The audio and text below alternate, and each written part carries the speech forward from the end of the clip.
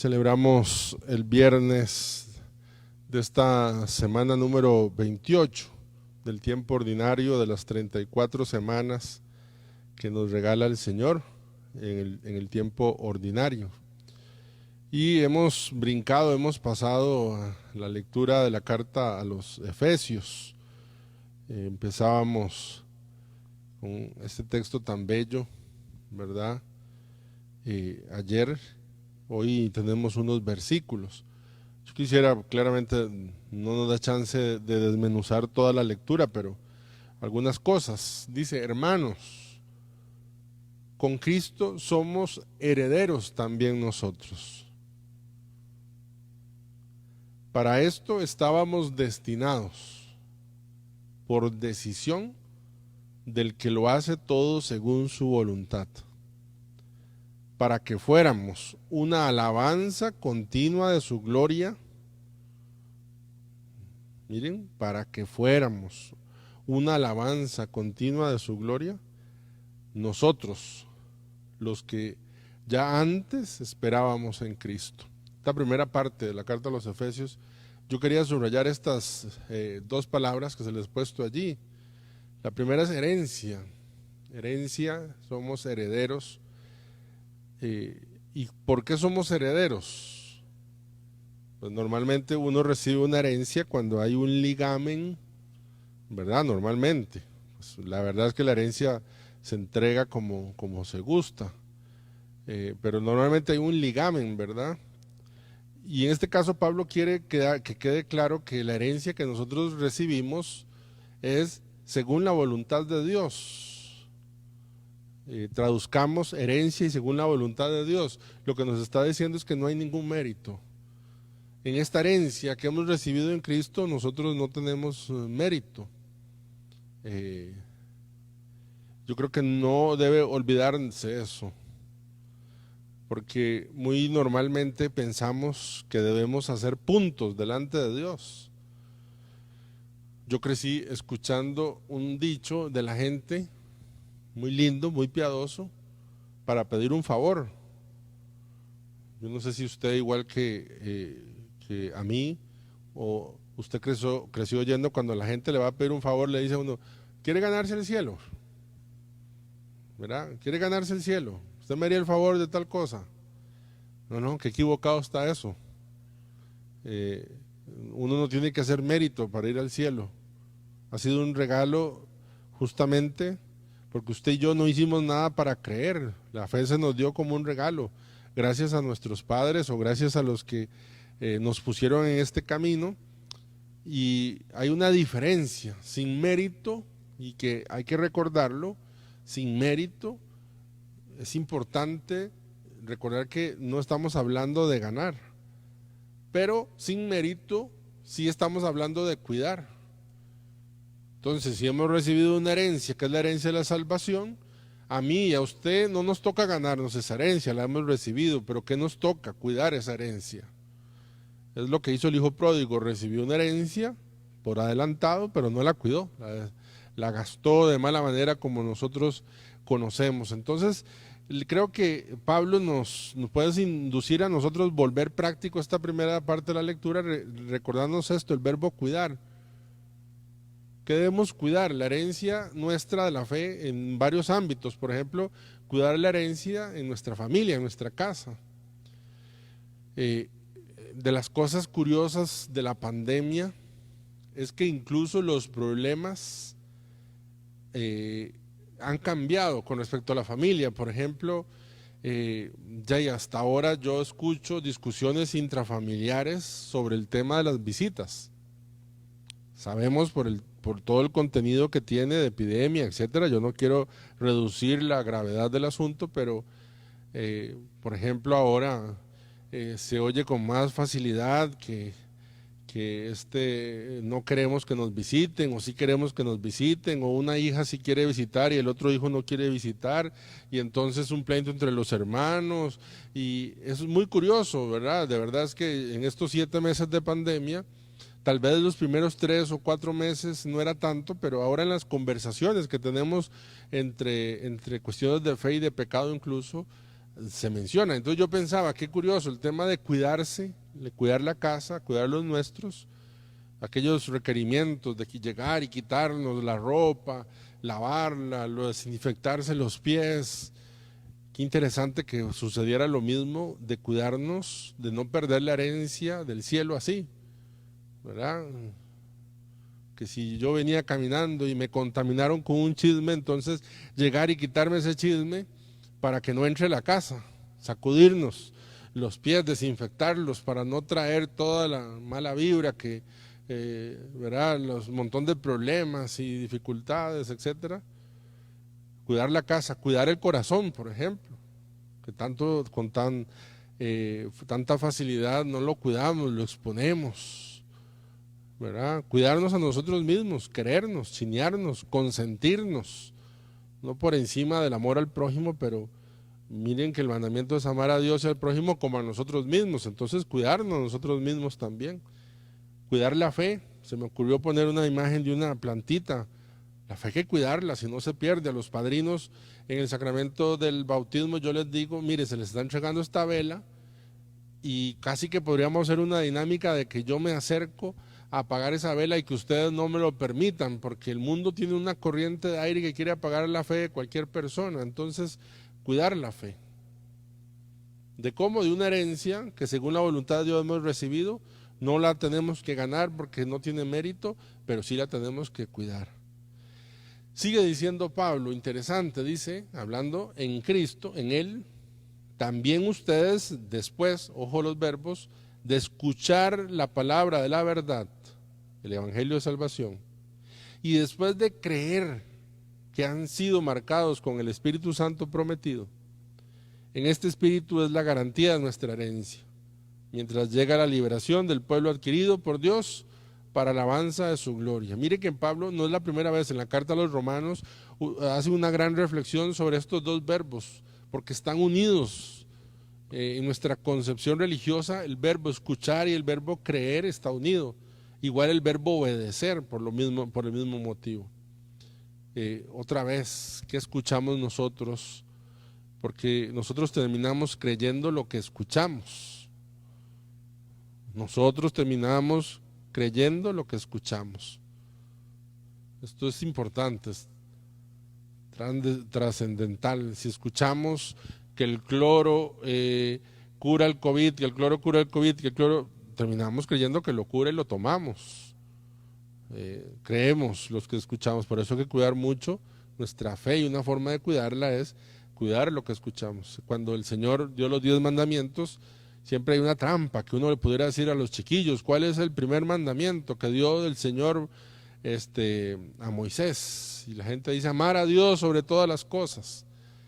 Qué interesante, no es ese. El primero es, escucha Israel, el Señor tu Dios te va a hablar.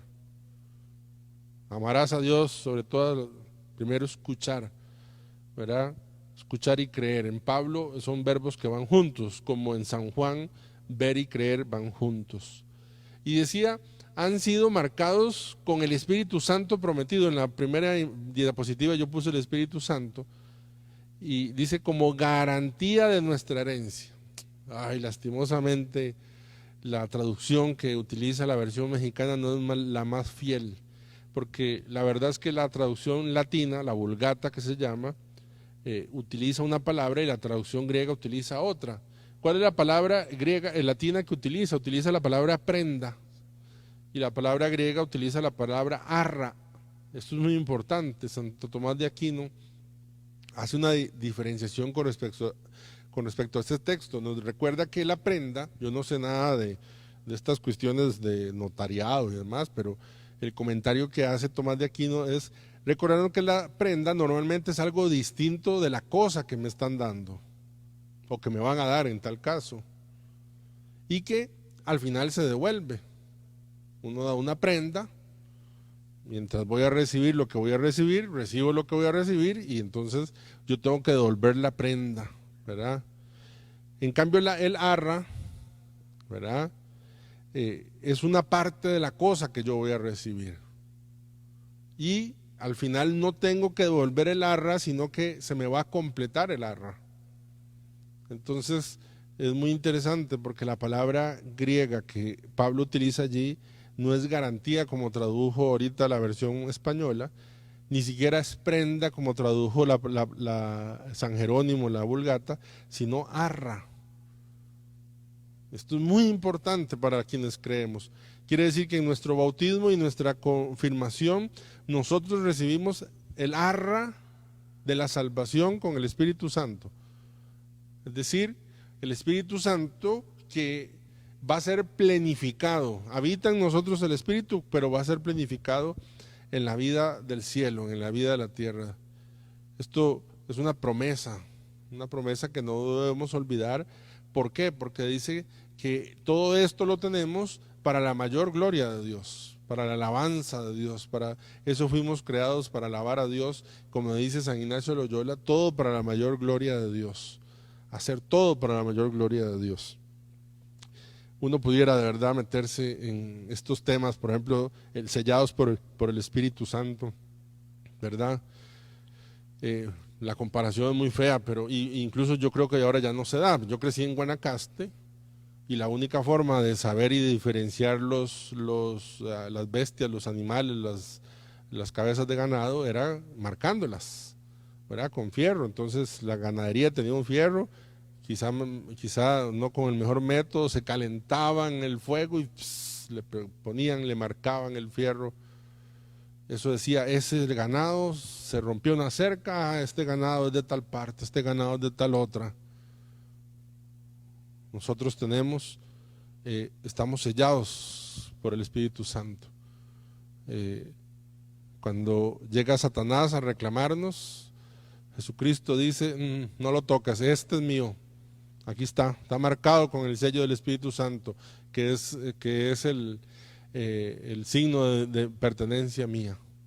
A los niños, cuando los vamos a bautizar, el primer rito, incluso antes de ingresarlos, es hacerle la señal de la cruz en la frente, marcados por Cristo.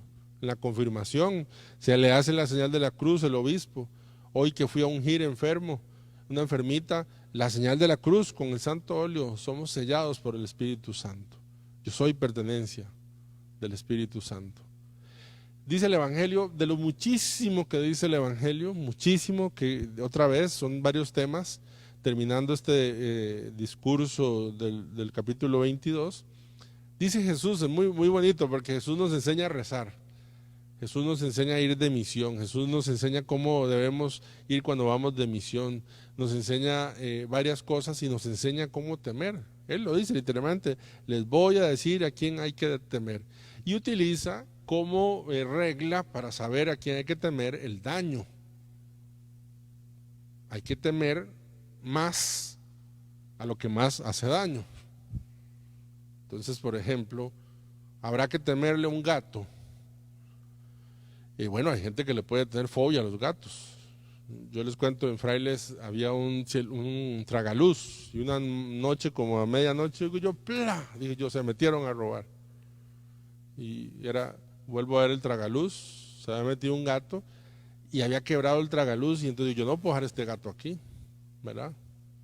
Entonces abrí la puerta de la casa por aquello y empecé a buscarlo por todos lados y empecé a buscarlo debajo de los muebles y digo yo que me agachaba, pero bueno, ahí más o menos, ¿verdad? Viendo ahí debajo y hacia el patio había un pasadizo que había una puerta al final. Cuando lo voy viendo el gatillo ahí, pero así súper asustado, ¿verdad? Entonces yo me traté de acercar y el gato, ¿verdad? Entonces dije, no, aquí lo que voy a hacer es abrir esa puerta, entonces agarré una escoba para tratar de abrir la puerta porque uno la abría y entonces que el gato se fuera por allí. Y seguro tan asustado estaba él como estaba yo. Yo espero que nadie de la Sociedad Protectora de Animales esté viendo esto porque yo vine y iba a abrir y el gato pensó que yo lo iba a golpear y se me tiró encima. Y yo tenía una escoba en la mano, entonces me defendí con la escoba, ¿verdad? Que fue en defensa propia y entonces el gato salió allá corriendo y se fue. Sí, el gato me puede aruñar, me puede transmitir alguna enfermedad incluso, ¿verdad? Que tienen los gatos, el daño que me puede hacer. Pero, ¿y el daño que me puede hacer un león? ¿A qué debo temer más? ¿A un gato o a un león? Imagínense la misma escena, pero con un león, ¿verdad? Entonces, ¿qué dice Jesús? Utilizando la misma comparación del gato y el león. Dice, no teman a aquellos que matan el cuerpo y ya después no pueden hacer nada más. Hay que temer a aquel que después de darle muerte puede arrojar al lugar del castigo. Entonces, atención, lo que nos está diciendo Jesús es que a quien más daño nos puede hacer es a quien más cuidado debemos de tenerle. Entonces, cuentan que iban a matar a uno de estos santos, San Juan Crisóstomo me parece, y le dice, bueno, si no quemas incienso a los dioses, entonces te vamos a matar. Entonces le dice al rey, dice, te voy a contar una historia. ¿Qué tal si tú, siendo rey, envías a uno de tus caballeros a la guerra, y estando en la guerra viene el enemigo de tu reino y agarra a uno de tus soldados, a uno de tus caballeros, y lo hiere y le quita la vestidura y le dice, yo te salvo la vida si tú reniegas de tu rey y te unes a mí? Y él dice que no, y entonces empieza a pelear, y aunque pierde la vestidura y llega malherido donde ti, cuando llegas, si él llega ante ti, ¿qué le harías? ¿Acaso no lo recibirías con gloria, no le darías una vestidura nueva, una armadura nueva porque te has sido fiel? Entonces, lo mismo, dice, somos los cristianos, que nos toca a nosotros morir por nuestro Dios. Llegaremos destrozados en esta armadura que se llama cuerpo, y el Señor llegará y nos va a recibir y nos va a decir que hemos sido fieles, y entonces que reciban la nueva vestidura, que es la gracia de Dios. Por eso Jesús dice, no teman a ellos, tu cuerpo pueden hacerte daño, pero lo que sí verdaderamente daña es el alma. Y entonces, hablando de temor, a mayor temor de Dios es aquello que no es de tenerle miedo a Dios, sino de ofender. Menor pecado, porque no vas a hacer algo que ofenda a Dios, ¿verdad? A mayor temor de Dios, menor pecado. A mayor pecado, menor temor de Dios. Y entonces hay que procurar siempre el mayor bien. ¿Qué es el mayor bien? Aquello que me aleja del mayor daño. ¿Qué es lo que más daño te hace? El pecado. ¿Qué es lo que mayor bien te hace? Dios. Por eso lo insiste, ¿verdad? El Señor a los discípulos, y en la lectura que acabamos de escuchar. Yo le pido al Señor, claro, cuando uno lo expone, tal vez suene muy sencillo. En la vida real, cuando tengo que tomar decisiones, no es tan sencillo, pero no es imposible. Es posible por la gracia de Dios. San Pablo dice, yo todavía no he llegado a la lucha, todavía no he llegado a la sangre por la lucha contra el pecado. Eso significa que Pablo sabía que todavía podía luchar más con el pecado. Digámoslo, que todavía no había sido desgarrado su armadura, de manera que si le toca presentarse al final donde su rey, todavía no había utilizado todas sus fuerzas para luchar contra el pecado. Y ya que nos ha hablado de cómo educar, a qué debemos de temer, hay que incrementar el temor de Dios. Temor de Dios, aquel que significa no ofender su nombre. Y por eso es un don del Espíritu por el cual hemos sido sellados, como decía San Pablo. Que el Señor nos ayude con su gracia a vivir lo que la palabra nos promete, nos anima y nos regala. Gloria al Padre, al Hijo y al Espíritu Santo.